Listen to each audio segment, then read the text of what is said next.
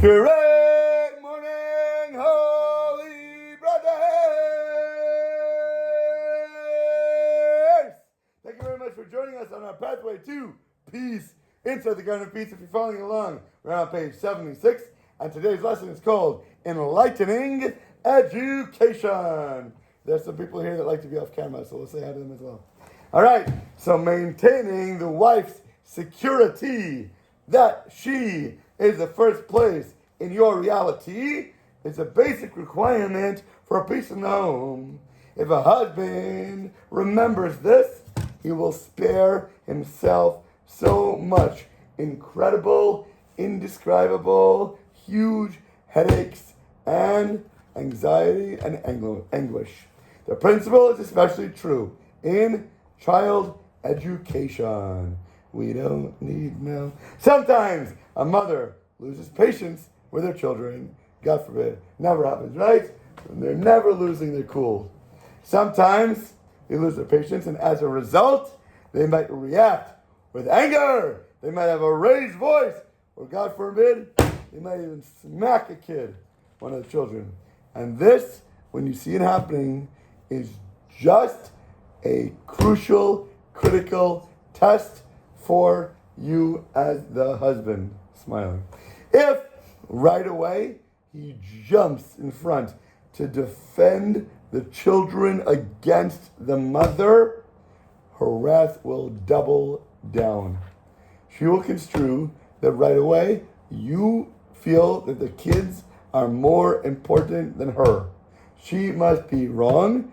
The kids, even though they're completely wrong, they must be right.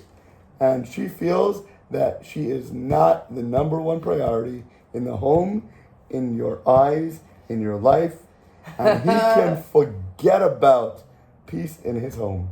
It will be destroyed and demolished, deconstructed. A husband's compassion for his persecuted children is one of the Yetzer Hara's biggest traps.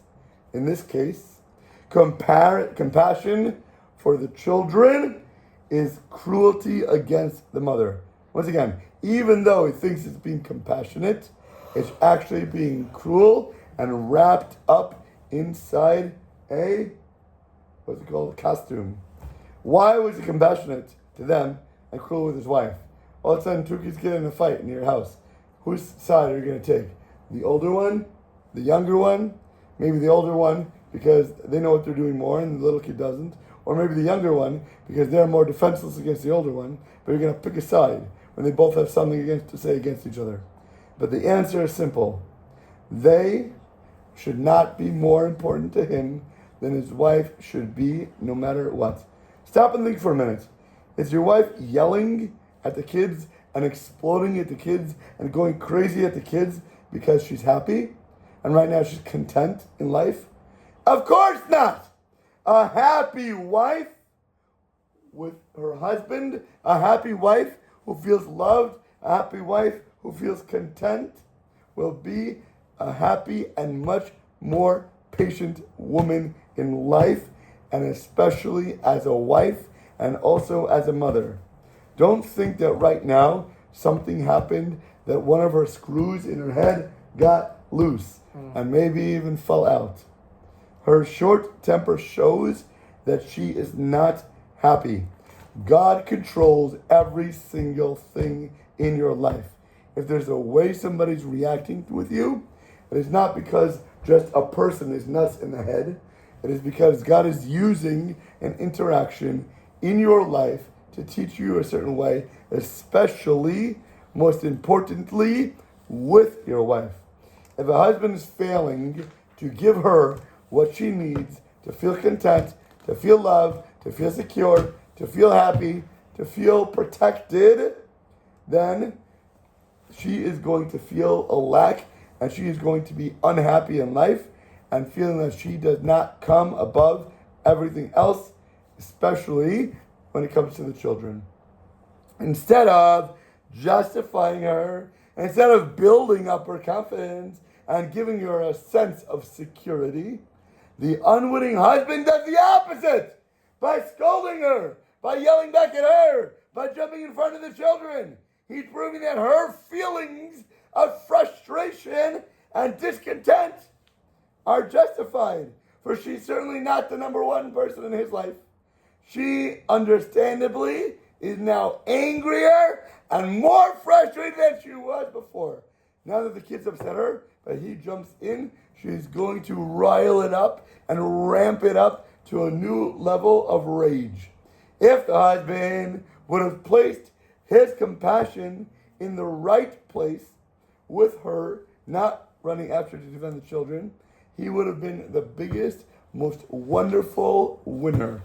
And here's how. First of all, the wife would have felt that he's on her side. If he said, yeah, honey, because they're not acting good right now, and we need to make them be punished for what they did, or we need to put them back in their place, or we need to tone down the situation, and he comes next to her and he sides with her, right away, what's happening is that anger that he has, he's cooling it off. Shh.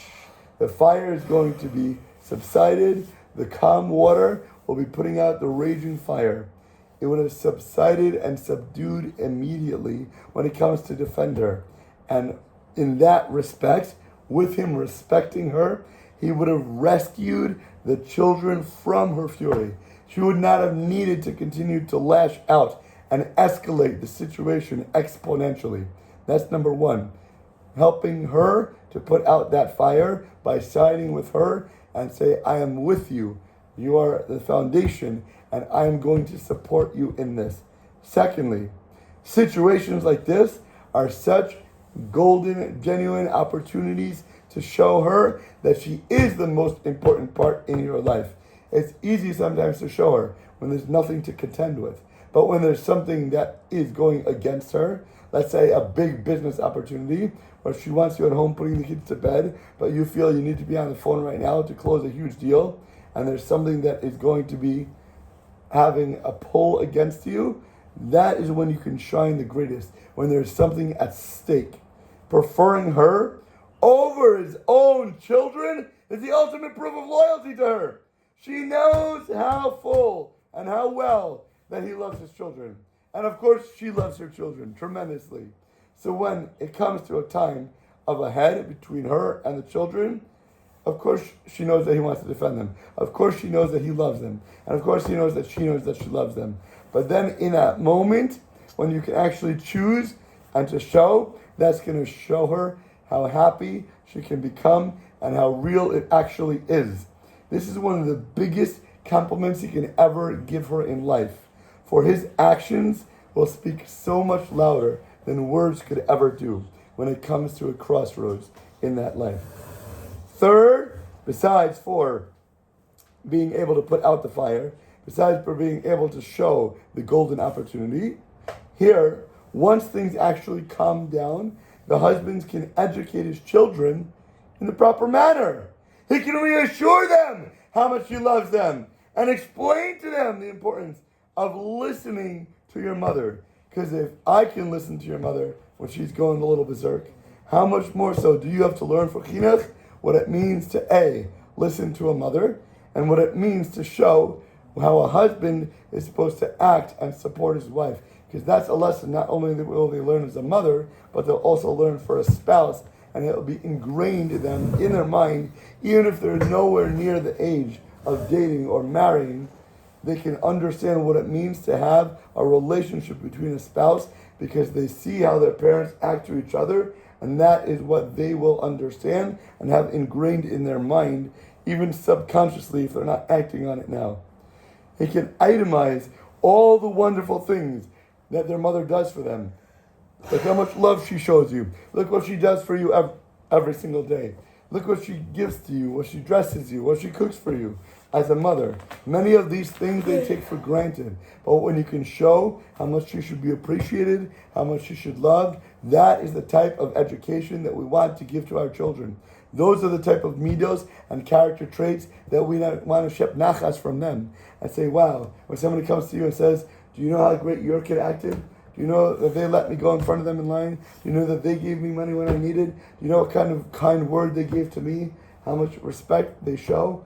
that is something that you want to have in your kids, and this is the best way to rear them and to grow them, and he should show them how wonderful she is, and perhaps conclude the discussion with a story from our sages about honoring their parents and what it means to have that type of relationship in their life. The scenario of a confrontation between a husband and a wife, or a wife and a children, is a true test of a husband's priorities. If the feeling that the wife is first place is not deeply embedded inside his heart, it is doubtful that the husband will ever pass this test when it comes to a head. You need to be able to do it when things are calm and easy, to show that love, to show that kind of respect, to show that kind of priority, so that when you have a situation where it gets out of control or things come under fire, you will do the right thing because you've properly prepared yourself for these prime situations. If the feeling that his wife is not there when it comes, he will not pass this test, and he will undoubtedly fail when he needs to have the greatest strength possible. If the husband is fortunate enough to internalize the necessity of doing everything for her and elevating his wife above everything else that comes his way in life, then such potentiality, and when it comes to volatile situations, as a flare-up between her and the children, even that won't be a test for him, because he'll know right away what to do. He's practiced, and now when it comes to the marathon, he knows that he can run, he knows that he can put all his energy, and he knows how he's going to rock this and pass that finish line before everybody else, or at least to beat his record than he did before. It is so clear to him that first and foremost, I am here to stand at her side when she's going through a hardship, when she's going through tough times, when she's going through pain, just trying to deal with the children who are making her bonkers out of her mind. This is the true compassion that he will have for his children, not running to their rescue. That's not compassion. That's cruelty against his wife. For when she is happy, she will not need to explode. She will not need to dump that payload of anger and frustration upon their heads in the first place. If you give her that love, you give her that security, when it comes to something that would upset her, she will be much more calm and even-minded, and she won't need to explode, and she won't have that spark inside of her, because you've given her the love, you've given her the recognition and the understanding that she is the first place priority, so it won't need to be fought with at every opportunity. And when the kid does something out of control, she'll be, wow, okay, no problem, let's deal with it with a calm, cool, collected manner, because God doesn't need to test you with making her erupt in that opportunity. I know two cases. One case is of a woman who had some history, and she takes medication. Yes. And she doesn't always take her medication, so she sometimes loses it and abuses her kids. Okay, so first off, that case. In that situation, a person whose wife, they have a few kids, whatever, and how do you want to play that into? No problem. God works in many multitude of mysterious ways. So let's say a woman was, God forbid, beaten as she was growing up, physically abused, verbally abused, mentally abused, whatever it might be. But she's abusing the kids. I hear. Mental medication, whatever it might be. God can make her have a crazy day at work where every single person around her is yelling at her, is belittling at her, is cursing at her. Her boss, her coworkers, her friends, anyone who's ever loved her in life or should be on her side, all of a sudden is completely against her. So she can come home in a completely frustrated, flustered sense or a rage. She could be full of anger and she needs to lash out, right? But if you use your mind a little bit and you take a step back, all you need to understand is, how was this woman put into this place in the first place? Everyone around her is obviously controlled by God, whether it's the rain coming down or the people at the stoplight or the coworkers at work. He manipulates and molds situations to make a specific result happen. And you better understand that that is orchestrated by the one in charge with the master plan. So I don't care whether people tell me that, oh, it's because of what happened at work, now she's mad at me today, or now she's lashing out at the kids. If it wasn't because of those kids, then she wouldn't have acted that way. If it wasn't because of those coworkers, she wouldn't have been so upset. If she wouldn't have missed her medication, she would have been much more even-minded. God can use her history. God can make her miss her pills. God can make her lose her pills. God can make her take too many pills. But Hashem is the one in charge of everything. And He will manipulate a situation just to get an end desired result in order to test you, in order to bring you to a head. Okay. I'm telling you. There's two cases. One is that she's abusing the kids. Right, I hear you. Now, what about the kids being abused? But take a step back for a second. Who cares what was manipulated? Because you brought up a situation. Hey, I'm going to take a knife right now. Right. Boom. So now, listen. Hashem was the one who did it. And of course. There's a person. But you just stabbed me, so I'm gonna blow your brains out. Okay, so there's a lot of questions you're asking. There's a case in Lakewood. Unfortunately, that guy told his wife, and she was supposed to be on medications, and blah, blah, blah, blah, blah. He comes home. Fortunately, she killed the 2 children. Right. It just happened 2 weeks ago. I know very well the people. Okay, so what do you say to that? Right. Hashem, yes, and this and that. What do you mean? The woman is screwed up, right, and she needs to be on freaking medication, and she's not, and because of that, his freaking kids are dead. Yes. So you have a very good question. There's a lot of aspects to what you're asking. We can't get into all of them right now, because I'll answer you afterwards. But just so everybody understands a little taste of it, there's a few basic principles we have to understand. One is if something is meant to happen. That's for sure. Okay, but you asked. You're like, oh, maybe if they're dead. I'm saying the only thing that the Nakud over here is, yes, you're not supposed to tell your wife. The whole idea of this whole thing is your ego. You're not supposed to control your wife. You're not supposed to say negative things to your wife. You're not supposed to say whatever. But is that a blanket rule, or is that just the idea? Meaning, if you can speak to your wife in a really nice way, in a really sweet way, and explain things to her, but you're telling her something, so that would be allowed. Or no, you can never tell your wife anything. That's what I'm basically. So the example that we used yesterday off camera was, let's say a wife left a knife at the edge of the table. Okay, I'm not saying who brought it up, but there's a knife left at the edge of the table, and the husband got really upset. Like, what are you, crazy? There's kids around that can grab something. God forbid it could happen. Okay, like. He said she needs to hear because it's dangerous for the kids. So I said like this. First of all, do you think a wife doesn't know that leaving a knife at the edge of the table is dangerous for a child? Of course she knows that. If you asked her that question, obviously she would tell you that answer. So by you telling her, hey, honey, you know you shouldn't leave a knife at the edge of the table because God forbid what could happen with a kid, that will not end in a good result for anybody.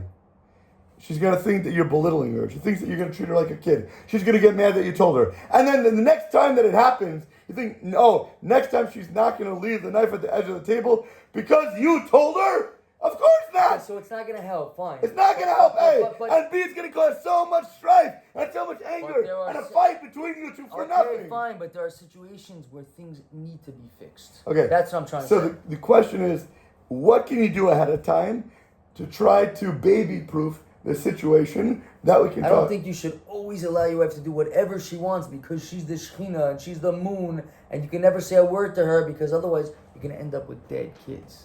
So that's what I'm saying I don't agree with you on. There's always things that God controls, God commands.